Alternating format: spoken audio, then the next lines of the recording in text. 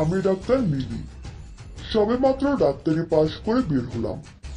কলকাতার একটি হাইটেক সোসাইটিতে আমার বয়ফ্রেন্ডের সাথে লিভিং এ থাকি।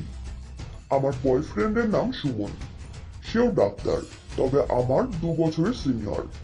তার বাবা এবং আমার বাবা অনেক আগে পরিচিত।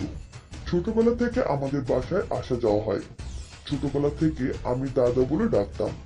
তবে এ দাদা যে আমার জীবনে বর্তমান এমন একটি ভূমিকা পালন করবে তা হয়তো কখনো জানা ছিল না। যাই হোক বন্ধুরা, আমরা দুজনই একই হাসপাতালে চাকরি করি। আমি পড়াশোনা শেষ করে সবেমাত্র চাকরিতে জয়েন করেছি। এখনো সেভাবে ডাক্তার হয়ে ওঠা হয়নি। একজন সিনিয়র ডাক্তারের অধীনে ইন্টার্নশিপ করার সুযোগ হলো। তিনি এই শহরের বিখ্যাত ডাক্তার কুমার দাস।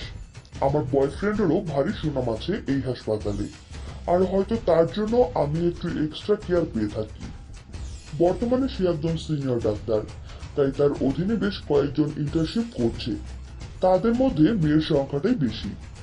সারাদিনে অনেক চাপ নিয়ে কাজ করতে হয়, তারপর একসাথে বাড়ি ফেরা। বাসায় যে সব কাজ আমাদের দুজনকেই করতে হয়। অফিসে সে আমার বস হলেও বাড়িতে কিন্তু আমি তার বস।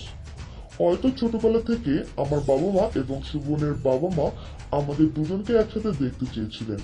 তাই যখন আমরা সুমনের বাসায় বেড়াতে যেতাম, তখন তারা আমাকেও সুমনকে আলাদা রুমে পাঠিয়ে দিত খেলা করার জন্য। সুমন আমার থেকে একটু বড় হওয়ায় সে বয়সে তার একটু আধটু বুঝ চলে এসেছিল। তাই সে আমার শরীরের বিভিন্ন অংশে খেলার ছলে হাত বোলাতো।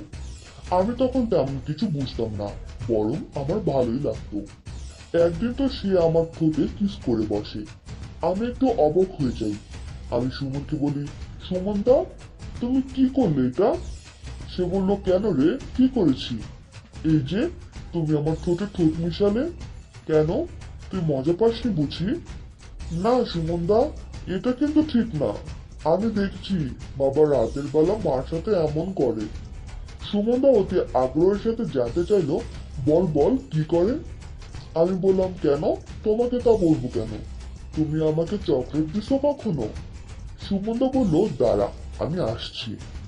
এই বলে সে এক গাদা চকলেট নিয়ে আসলো আমার জন্য। আমি চকলেট দেখে বিরাট খুশি, আর চকলেটের লোভে পড়ে সব সুমনদাকে বলে দিলাম।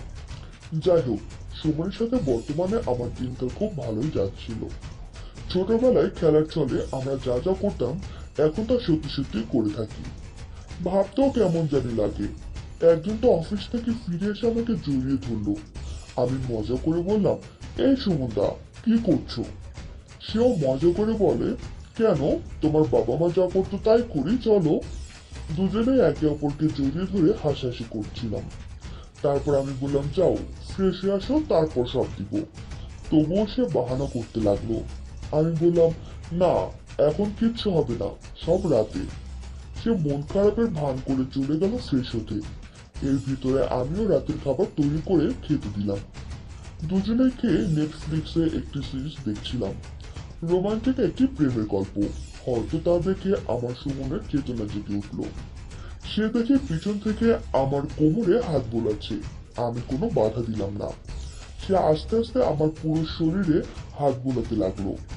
এদিকে নেটফ্লিক্সের সিরিজ আর সুমনের হাতের ছোঁয়ায় আমার সারা শরীরে কারেন্ট পড়তে লাগলো।